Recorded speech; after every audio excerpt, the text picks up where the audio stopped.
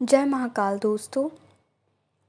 अक्षय तृतीया पर पूजा के समय सुने ये कथा, जीवन में बाधाओं से मिलेगी मुक्ति। आप लोगों ने अक्सर देखा होगा कि अक्षय तृतीया पर्व के मौके पर सबसे ज़्यादा लोग सोना खरीदते हैं। लेकिन क्या आपको पता है कि अक्षय तृतीया पर सोना खरीदना क्यों आवश्यक है और ये परंपरा क्यों निभाई जाती है? पूरी जानकारी के लिए ये देखें। हिंदू धर्म में अक्षय तृतीया पर सोना खरीदने की परंपरा कई वर्षों से चली आ रही है। आज के समय में लोग किसी भी कार्य की शुरुआत सफल होने की उम्मीद के साथ करते हैं। अक्षय तृतीया का पावन पर्व वैशाख महीने की शुक्ल पक्ष की तृतीया तिथि को मनाया जाता है। इस बार तृतीया तिथि 10 मई को है, इसलिए अक्षय तृतीया का पर्व 10 मई दिन शुक्रवार को मनाया जाएगा।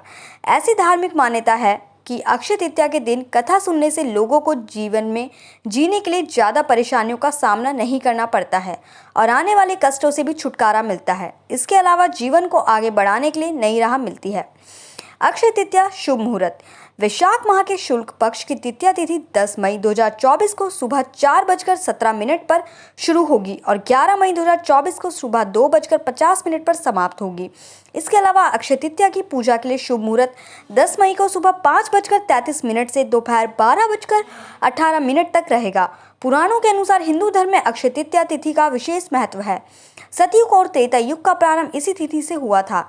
इस दिन बिना पंचांग देखे भी शुभ कार्य जैसे विवाह, गृह प्रवेश आदि मांगलिक कार्य किए जा सकते हैं। अक्षय तृतीया पूजा विधि। अक्षय तृतीया के दिन सुबह स्नान आदि से निर्वत होकर साफ कपड़े पहने और पूजा का संकल्प लें। एक चौकी पर नारायण और माता लक्ष्मी की प्रतिमा स्थापित करें। इसके बाद पंचामृत और गंगा जल मिले जल से स्नान कराएं। इसके बाद चंदन और इत्र लगाएं। फिर पुष्प, तुलसी, हल्दी या रोली लगे चावल, दीपक, धूप आदि अर्पित करें। संभव हो तो सत्यनारायण की कथा का पाठ करें या गीता का 18वां अध्याय पढ़ें। भगवान के मंत्र का जाप करें। इसके अलावा नैवेद्य अर्पित करें और अंत में आरती करके अपनी भूल की क्षमा याचना करें। अक्षय तिथि की कथा।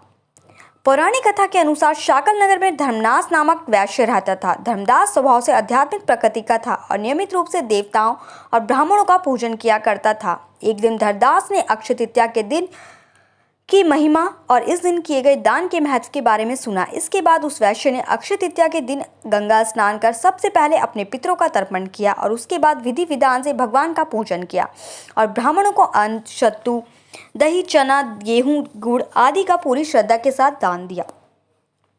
धर्मदास की पत्नी के मना करने के बावजूद वो हर बार दान जरूर करता था। कुछ समय बाद उसकी मृत्यु हो गई और उसे पूर्व जन्म में राजयोग प्राप्त हुआ और वो द्वारिका के कुशावती नगर का राजा बना। माना जाता है कि ये सब उसके पिछले जन्म में किए गए दान पुण्य और शुभ कार्यों की वजह से हुआ। अक्षय तृतीया के दिन इस कथा के सुनने से लोगों को अक्षय पुण्य फल की प्राप्ति होती है।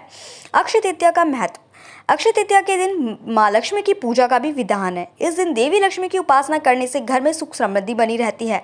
माता लक्ष्मी के साथ भगवान विष्णु की पूजा भी जरूर करें। ऐसा करने से घर में सदैव खुशहाली बनी रहती है। अक्षय तृतीया के दिन अबूझ मुहूर्त होता है, तो इस दिन किया गया हर काम शुभ और फलदायी होता है।